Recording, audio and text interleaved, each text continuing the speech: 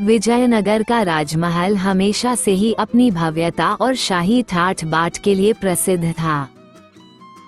लेकिन एक दिन ऐसी घटना घटी जिसने सभी को हैरान कर दिया।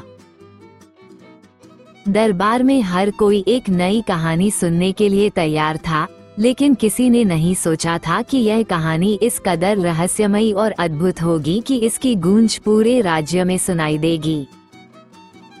ये सब तब शुरू हुआ जब एक रात महल में एक अजीब सी आवाज सुनाई दी।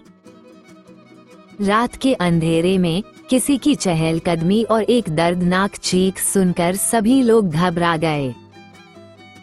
महल के नौकर और सेवक तो डर के मारे महल छोड़ने के बारे में सोचने लगे। उन्हें यकीन था कि महल में कोई भूत प्रेत है जो दरवाजों और खिड़कियों से झांकता है। राजा अकबर को ये खबर मिली और उन्होंने तुरंत बीरबल को बुलवाया। बीरबल, तुमसे मेरी उम्मीदें बहुत हैं। मुझे इस रहस्यमयी घटना का हल चाहिए, राजा ने गंभीरता से कहा। बीरबल ने अपना दिमाग लगाया। वह जानते थे कि महल में कोई भूत प्रेत नहीं है, लेकिन फिर भी राजा और दरबारियों का डर एक वास्तविक समस्या बन चुका था। इसलिए बीरबल ने एक योजना बनाई। वह राजा से बोले, जहांपनाह, मैं इस भूतिया घटना का हल ढूंढ लूंगा, लेकिन मुझे कुछ दिन चाहिए। राजा ने हामी भर दी। बीरबल ने सबसे पहले महल के सभी कमरों और गलियारों की जांच की। महल के हर कोने में अजीब घटनाएं हो रही थीं। कभी खिड़कियां खुद ब खुद खुलती, तो कभी दरवाजे खुद ब खुद बंद हो जाते। एक कमरे में तो ऐसा लग रहा था जैसे कोई अप्राकृतिक शक्ति हवा में तैर रही हो।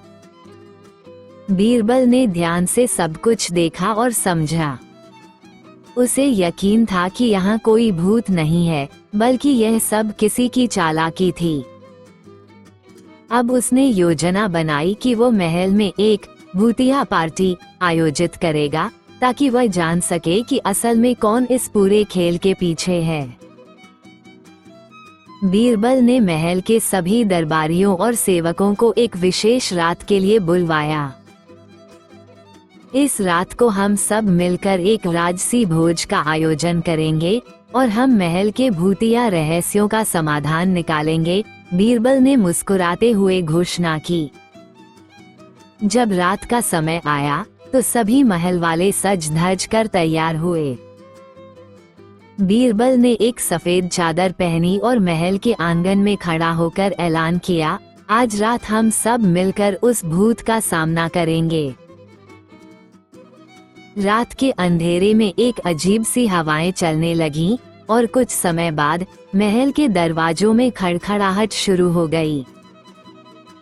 दरबारियों ने डरते हुए एक दूसरे को देखा, लेकिन बीरबल ने हिम्मत दिखाई और कहा, किसी को भी डरने की जरूरत नहीं है।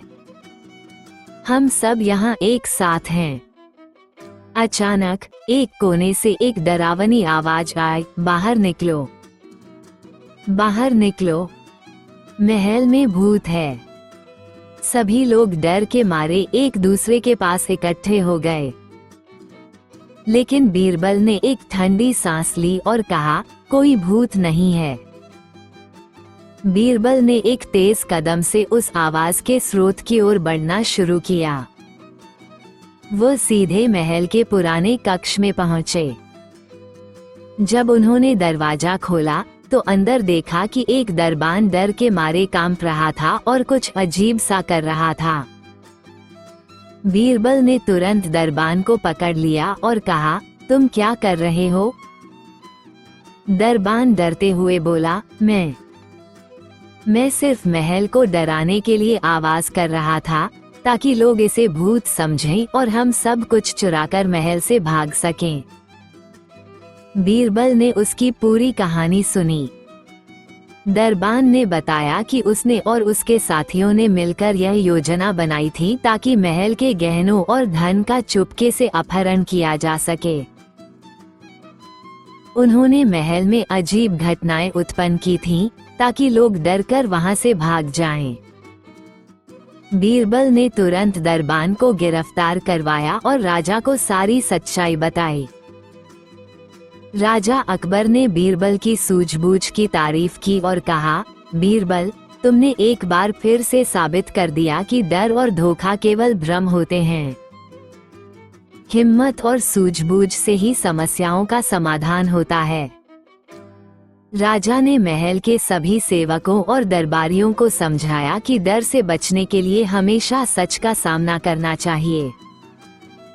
उन्होंने बीरबल को इनाम स्वरूप सोने की मुद्राएं दी और एक नई नीति बनाई कि महल में किसी भी प्रकार के डर या झूठ को सहन नहीं किया जाएगा।